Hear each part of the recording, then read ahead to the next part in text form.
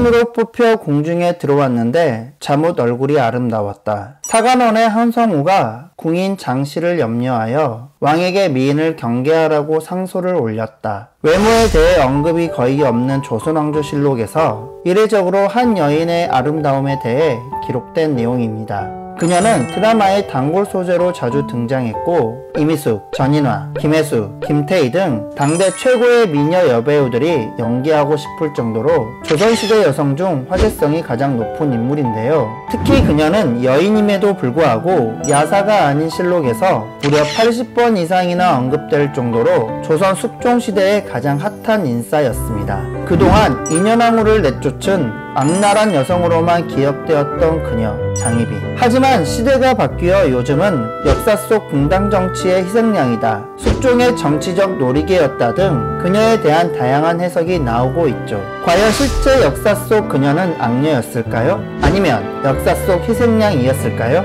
오늘은 희대의 악녀이자 요부로 많은 사람들의 기억 속에 남아있는 숙종의 그녀 장희빈에 관한 이야기입니다.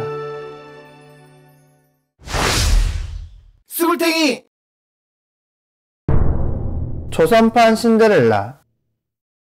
조선 역사상 공녀 출신으로 정실왕비까지 오른 유일한 여성이었던 장희빈은 조선판 신데렐라로 불릴 정도로 당시 파격적인 인사의 주인공이었습니다. 조선 제19대 왕 숙종은 훗날 장희빈이 되는 장옥정의 뛰어난 미모에 첫눈에 반하게 되었는데요. 그녀의 외모는 조선왕조실록에 기록할 정도로 아름다웠다고 하니 장옥정이 얼마나 예뻤는지 저도 매우 궁금해집니다. 하지만 숙종이 자신보다 2살이나 많은 데뷔전 궁녀였던 장옥정에게 홀딱 빠져 정신을 차리지 못했기 때문에 그녀는 숙종의 어머니였던 현열대비의 미움을 사게 되죠. 실은 현열대비가 자기 아들이 한낱 궁녀에게 빠져서 장옥정을 미워했다기보다는 그녀가 당시 서인과 대립하고 있던 남인 세력인 자의대비의 편에 서게 되면서 서인인 현열대비와 멀어지게 된 것인데요. 이후 서인이 남인을 역모로 몰아 쫓아낸 경신왕국 때문에 남인 세력을 기반으로 하고 있던 장옥정 또한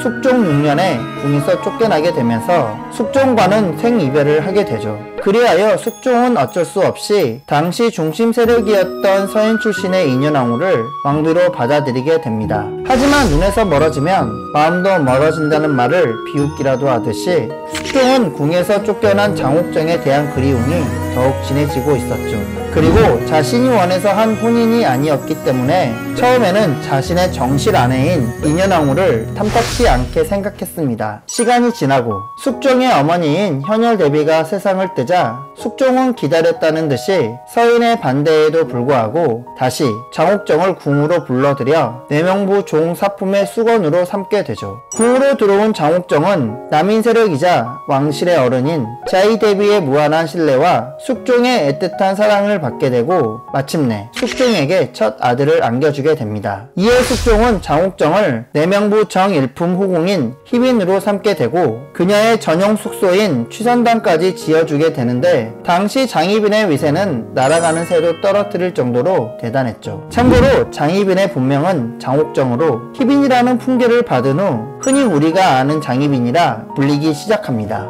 이후 장희빈의 앞날은 탄탄대로였죠. 우선 자신에게 첫 왕자를 안겨준 장희빈이 너무나도 사랑스러웠던 숙종은 태어난 지 2달도 되지 않은 그녀의 아들을 서인의 강력한 반대에도 불구하고 조선의 원자로 삼게 됩니다. 그리고 사사건건 자신의 뜻을 강하게 반대하던 서인들이 눈의 가시였던 숙종은 남인을 이용하여 서인의 대장격인 송시열을 탄핵하고 서인에 대한 대대적인 숙청을 단행하는 등 기사왕국을 통해 장희빈의 남인 세력이 다시 정권을 잡을 수 있도록 하죠. 이렇게 숙종은 장희빈의 세상을 만들어주게 되는데 과연 이들의 사랑은 영원했을까요?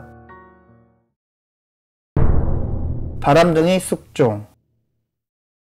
조정에 불었던 또 한 번의 피바람으로 정세는 남인 쪽으로 기울었고 서인 출신이었던 인현왕후는 장희빈에 대해 투기를 부렸다는 이유로 왕비의 자리에서 내려오게 됩니다. 그리고 당연히 그 자리는 당시 궁궐의 핵심 권력이었던 장희빈이 차지하게 되죠. 궁녀 신분에서 조선 여성 서열 1순위인 왕비의 자리까지 오른 그녀는 자신이 세상에서 가장 행복한 사람이라고 믿었고 그 순간이 영원할 것으로 생각했지만 장희빈에게는 정점을 찍고 내려올 일만 남았습니다. 사실 숙종은 원래부터 여색을 매우 밝혔기 때문에 장희빈에 대한 마음이 조금씩 식기 시작했는데 그 무렵 숙종에게 무수리 최씨가 눈에 들어오게 되죠. 이 무수리 최씨가 우리가 드라마를 통해 잘 알고 있는 영조의 어머니 동희 숙빈 최씨입니다. 당시 서인 세력이었던 숙빈 최씨는 숙종을 유혹하는 데 성공했고 그와의 사이에서 왕자를 낳게 되죠. 이렇게 숙종과 장희빈 사이에 점점 틈이 생기기 시작하면서 그동안 장희빈을 도와주던 남인과 숙종 간에도 균열이 생기기 시작합니다.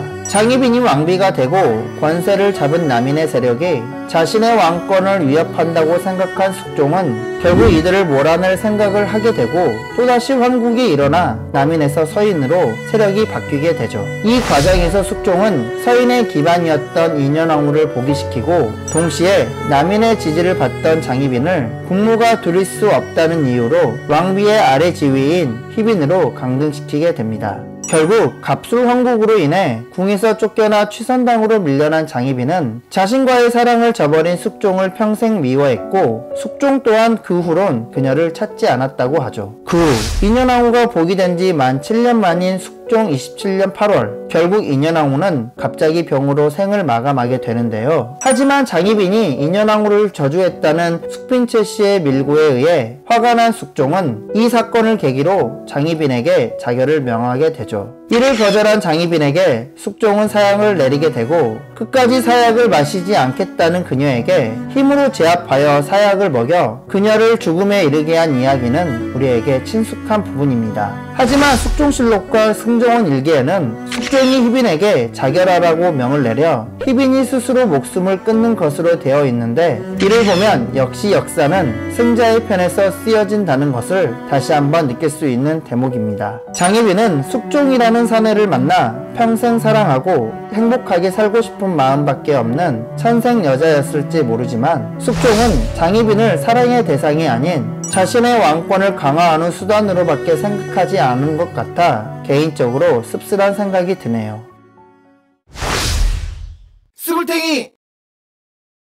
역사나 드라마에 드러난 장희빈의 삶을 살펴봤을 때 그녀는 잦은 당파 싸움의 한가운데에서 항상 정치적 소용돌이에 휘말리며 매일 불안한 마음을 가지고 살았을 것 같은데요. 게다가 숙종이 자신의 왕권을 강화할 수단으로 아내인 그녀를 정치적으로 이용한 부분들을 봤을 때 장희빈은 조선시대 최고의 악녀라기보다는 당시 정치 상황에 따라 자신의 의지와는 무관하게 희생당해야 했던 어쩌면 가장 불쌍한 여인이 아니었을까 생각하게 됩니다. 오늘도 영상 끝까지 봐주셔서 감사합니다.